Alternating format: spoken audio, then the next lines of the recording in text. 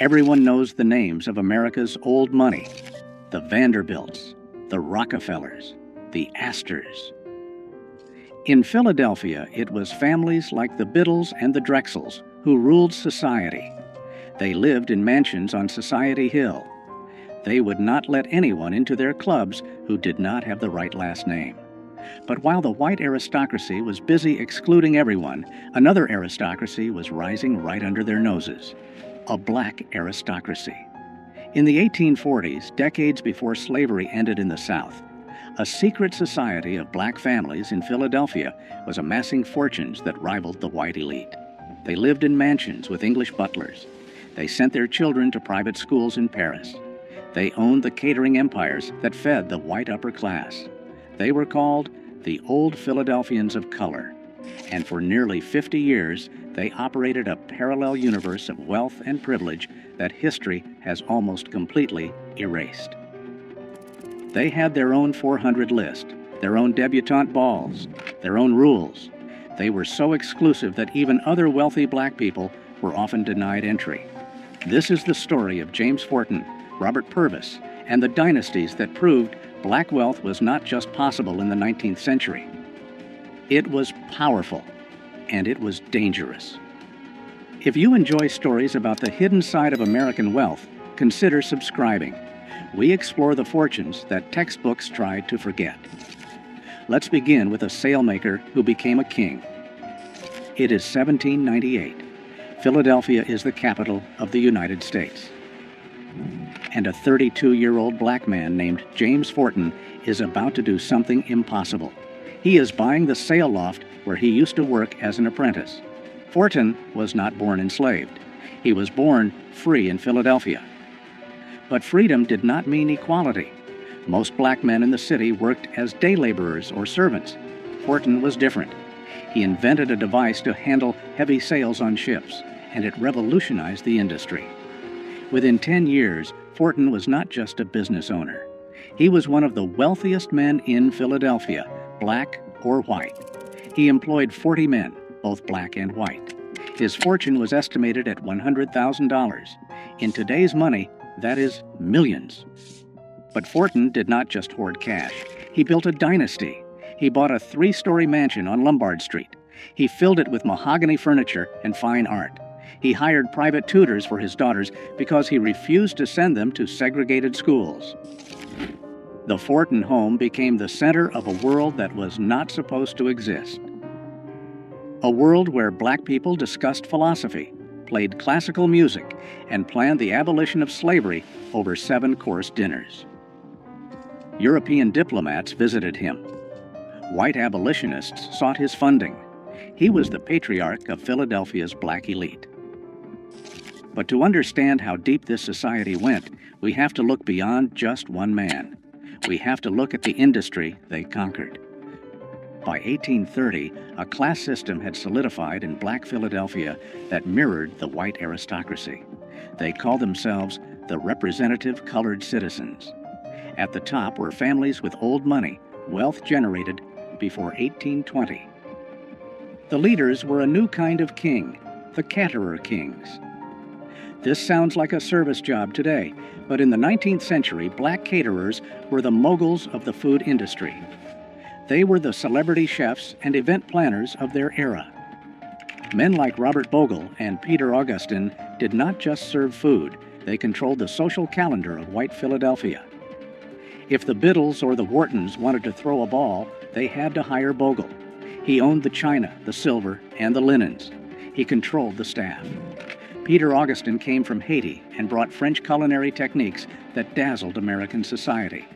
He invested his profits into real estate, buying buildings in the heart of the city. These families created a monopoly. They did not just work for white wealth, they leveraged it. They took the money from white society parties and funneled it back into black institutions. They built the churches, they funded the schools, and they intermarried. A Forten married a Purvis. A Minton married a Bogle. They created a closed loop of wealth that protected them from the racism outside their doors. They were the invisible backbone of the city's economy. The financial power of this group was staggering. By 1837, the black community in Philadelphia held $250,000 in real estate. By 1847, that number had quadrupled. They organized their own census because the U.S. government refused to accurately count their wealth. They wanted proof. They formed literary societies like the Gilbert Lyceum, where talking about slavery was forbidden, not because they did not care, but because they wanted a space to discuss art, science, and literature without being defined by their oppression. They were constructing a reality where they were simply aristocrats. Robert Purvis, Fortin's son-in-law, took this lifestyle to its absolute peak. He was the son of a white cotton merchant and a free woman of color. He inherited a massive fortune. He looked white. He could have moved to Europe and lived as a white aristocrat. Instead, he stayed in Philadelphia and declared himself black. He built a country estate called Byberry. It had prize-winning livestock, rare gardens, and a library filled with first editions. It also had a secret trapdoor in the floor. While Purvis lived like a lord, he was also the president of the Underground Railroad. His mansion was a station for escaping slaves. This was the paradox of the black elite. They lived in luxury that rivaled the white upper class, but their lives were constantly in danger because of the color of their skin. In 1838, that danger arrived at their front door. May 17, 1838, Philadelphia. The city is tense. Abolitionists have just built Pennsylvania Hall, a grand building dedicated to free speech and ending slavery. James Fortin helped fund it. The black elite saw it as their symbol of progress, but the white working class saw it as a threat. A mob of thousands gathered outside. They were not just angry about slavery. They were angry about black wealth.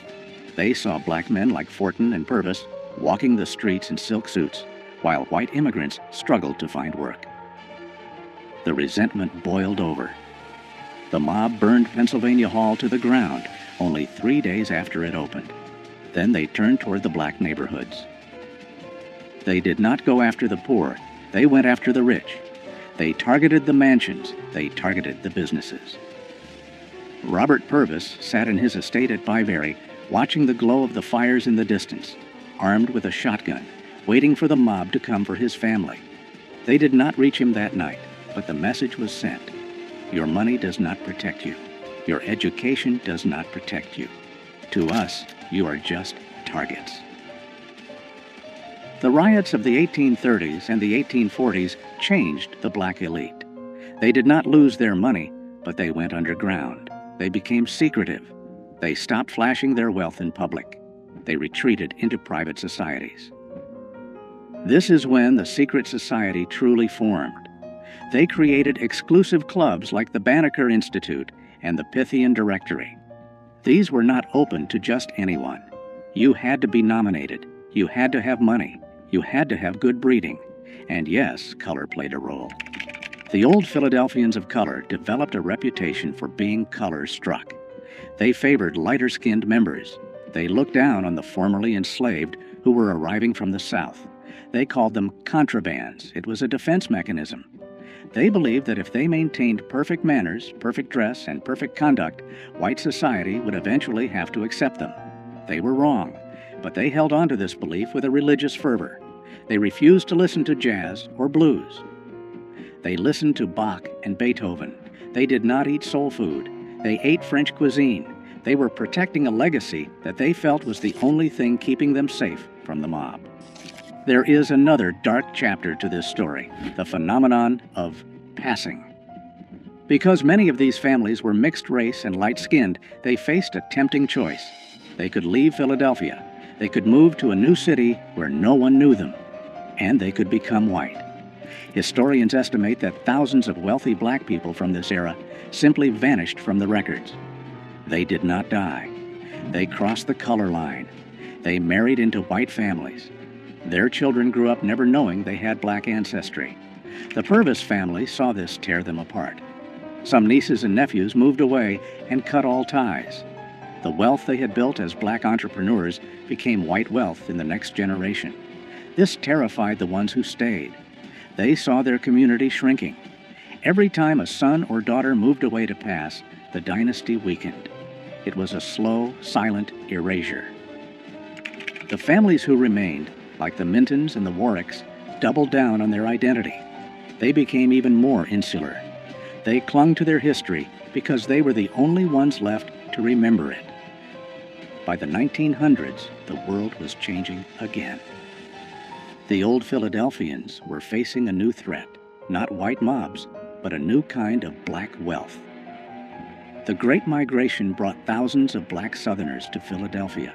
Some of them built fortunes in banking, insurance, and beauty products. There was Madam C.J. Walker and the bankers of Durham. This was new money. It was loud. It was proud. It did not care about French tutors or debutante balls. The Old Philadelphians turned their noses up at it. They refused to let these new millionaires into their social circles, and that was their fatal mistake. By closing their doors, the Old Philadelphians slowly strangled their own influence. They had the pedigree, but the new generation had the momentum. Slowly, the mansions on Lombard Street were sold. The catering empires were replaced by corporate hotels. The families drifted apart. Some moved to Europe. Some passed into white society, choosing to pass and leaving their history behind. Today, if you walk through Society Hill or the older parts of Philadelphia, you will not see statues of James Forten or Robert Purvis. Their mansions are mostly gone or converted into other things. The dynasty did not crash because of a scandal. It faded because it was designed to be secret. They built walls so high to keep the world out that eventually the world forgot they were there. But for 50 years, they proved something that terrified 19th century America. They proved that black excellence was not an anomaly. It was a civilization that thrived in the shadow of the Liberty Bell, building a definition of freedom that the Founding Fathers never intended. The Old Philadelphians are gone, but the foundation they built, the networks, the institutions, the very idea of black aristocracy survives in every black dynasty that followed. They were the first, and they paid the price of being first by being erased.